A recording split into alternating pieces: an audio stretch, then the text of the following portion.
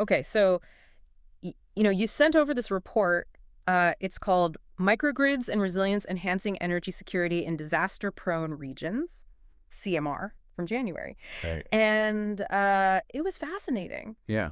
One of the things that jumped out at me right away was this kind of vulnerability it exposes Mhm. in, traditional power grids. When something like a hurricane or earthquake or, a flood Yeah. hits, those big disasters, Absolutely. what Yeah, happens? the report, it really highlights that fragility, right? Mhm. Those traditional power grids, they just can't seem to withstand those major events. Yeah, and it's not just, the lights going out for a little bit. We're talking Right. prolonged outages, Yeah. right? Right. Significant and prolonged. And Yeah. and that's a key point, right? Because it's not just the inconvenience. Right. It's that it really hinders the ability for communities to recover. Right. And it seems like, the report points this out, that these outages, they hit harder and they last longer in places that are already kind of isolated. Mhm. Those developed rural and remote Well, it's areas. almost like a double whammy, Yeah. right? Yeah. They're already facing challenges geographically. Mm. And then when a disaster strikes, they're Yeah. hit even harder with these extended power outages. Yeah.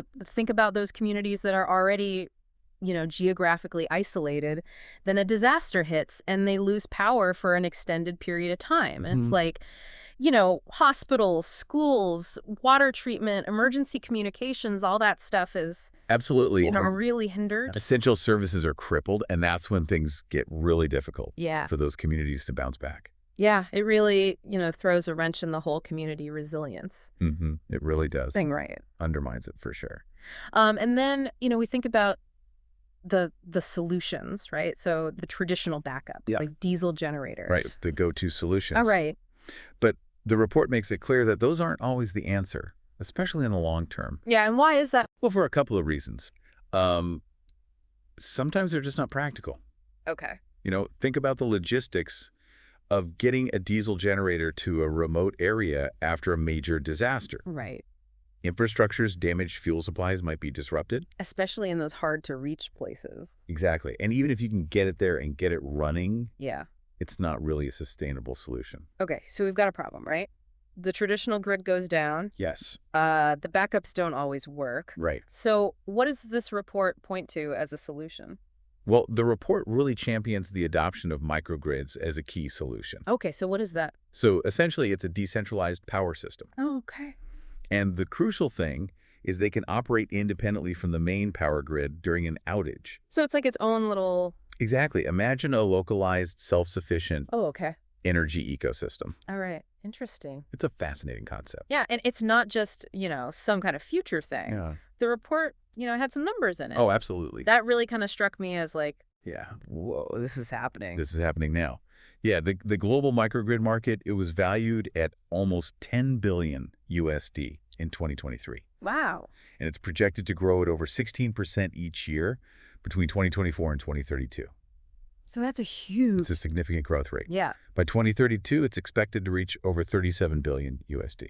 Wow. And so just to put that into perspective, Yeah. like this year, it's expected to be about 11 billion. That's right, about 11.24 billion USD. So you're telling me it's going to more than triple in less than a decade? That's what the projections indicate. And, Yeah. Another interesting point Yeah. is that the Asia-Pacific region, they actually held the largest share of this market back in 2023, Interesting. over 43%. And so, for our listeners, this is a really fascinating topic. So what we're going to do in this deep dive is we're going to try to understand how these microgrids can actually help make those areas that are vulnerable to disasters more resilient. Yeah, the goal is to really delve into how they can boost energy security and resilience, especially in those disaster-prone regions. Okay, so let's get into it. How do they actually work? Like, what's the magic here? Well, the report emphasizes this integration of renewable energy sources. Okay. Primarily solar and wind power, coupled with energy storage systems. All right, so it's not just like a backup generator kicking in. Right. It's not just about having a backup. It's about creating this self-sustaining power source. So it's generating its own power and storing it. Precisely. And that's how it can maintain the electricity supply even when the main grid goes down. And you're talking about renewable energy, so that's even better. Absolutely. It's a cleaner, more sustainable approach. So it can keep things like hospitals and water treatment plants running. Exactly. Those critical infrastructures that are absolutely essential during emergencies. Yeah. And, a key part of this is the role of these advanced smart controllers. Okay, so what are those? Think of them as the brains of the microgrid. Okay. They're constantly monitoring and optimizing the energy management in real time. So they're making sure that the power supply remains stable and balanced, even as conditions change. So they're adjusting how much power is being generated, how much is being stored. Exactly, and how it is being consumed by different parts of the microgrid. Wow. And it's all happening automatically, so that critical infrastructure like hospitals, those water treatment facilities, emergency services, they can continue to operate without interruption.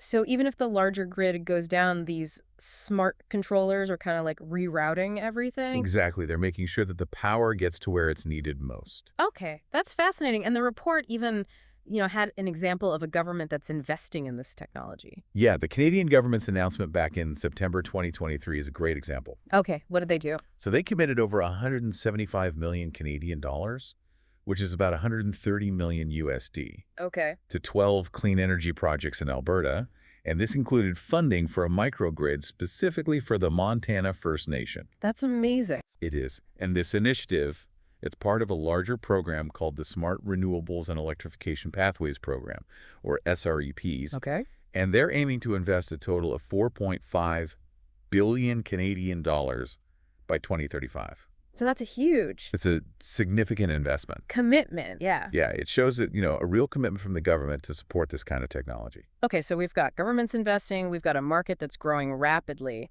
But the report also makes this point that it's not one size fits, all right? Absolutely. Yeah. You can't just take a microgrid designed for one location Right. and plop it down somewhere else and expect it to work the same way. Okay, so how do they figure out what to do? Like how do they design these things? Well, it all starts with really understanding the specific needs of each location. Okay. What are the available renewable resources? Yeah, what are the environmental conditions? Exactly. And importantly, you need to involve the local communities. Okay, so it's a collaborative Absolutely. From the very beginning, you're working with local governments, community organizations Okay. to make sure that the microgrid is tailored to their specific energy challenges. So it's not just some outside company coming in and saying, here's your microgrid. No, it's a true partnership to Interesting. create a solution that's going to work for that community. Okay, so how did the researchers in this report figure out that microgrids were such a good solution? Well, they used a very thorough research methodology. Okay. They started with a detailed needs assessment. Okay. So analyzing how much power is needed in a given area Right. based on population density, the critical infrastructure that's present, Okay. typical energy consumption patterns. So really understanding the local Exactly, living. the local context. And then they also did a really thorough job of identifying the vulnerabilities in the existing power grid. Okay, so they're figuring out where the weaknesses are? Exactly. Because you need to understand where the system is likely to fail Right. in order to design a more resilient alternative. Makes sense. So they're not just looking at the demand, they're looking at the existing grid. Absolutely. They're looking at both sides of the equation. Okay. And what else did they do? Well, they went beyond just, crunching numbers. They actually conducted a lot of surveys and interviews with local authorities, emergency responders, Oh, wow. and community members. So they're actually talking to the people on the ground. They wanted to get a real firsthand understanding of what the critical power needs are Okay. during and after a disaster. And they also asked people about their experiences. Interesting. Have you been through a disaster before? Yeah. Where did the existing energy infrastructure fail? So they're getting that local knowledge. Absolutely. That local knowledge is invaluable. Yeah, that makes sense. And then on top of that, they did a deep dive into historical data, Okay. looking at past power outages caused by natural disasters. Okay. And they analyzed, how quickly did the power come back on? Right. How effective were those recovery efforts? Exactly. And this helped them to pinpoint weaknesses in the grid infrastructure and understand which types of disasters pose the biggest risks. So it's a combination of quantitative data Yes. and that qualitative, talking to people. Exactly. A mixed methods approach. Interesting. Okay. And then they use all that information to design Right. with microgrids. Exactly. So the design process, it was very data-driven. Okay. And they wanted to make sure that the microgrids were not only resilient and sustainable, but also that they were specifically engineered to provide reliable power Okay. during and after the types of disasters that were most likely to occur in that region. So they're taking all those vulnerabilities into account.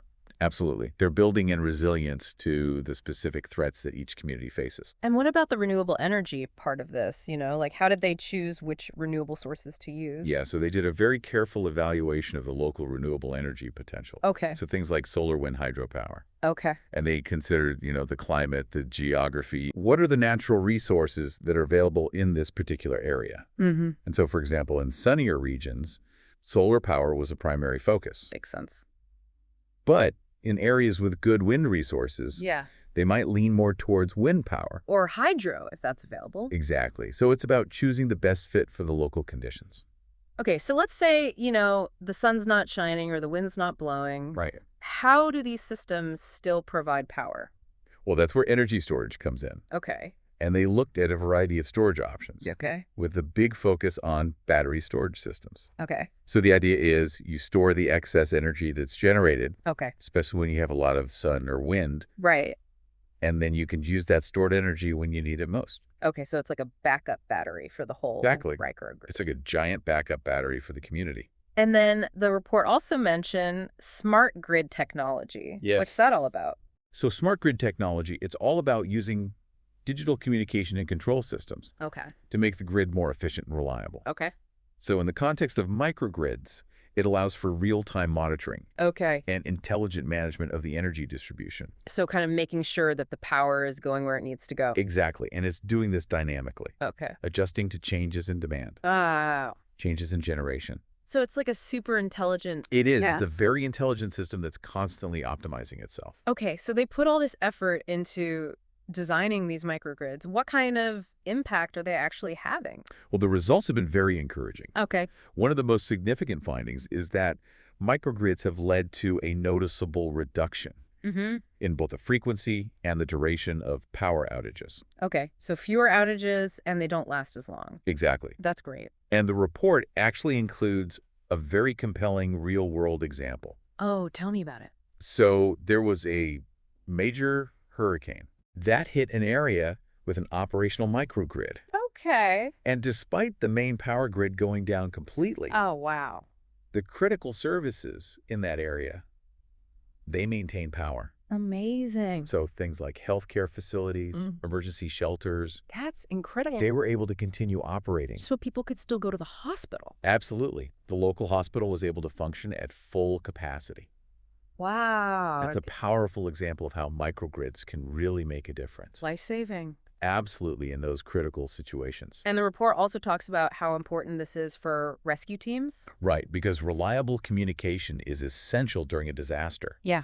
And so microgrids, by providing that stable power supply, Yeah.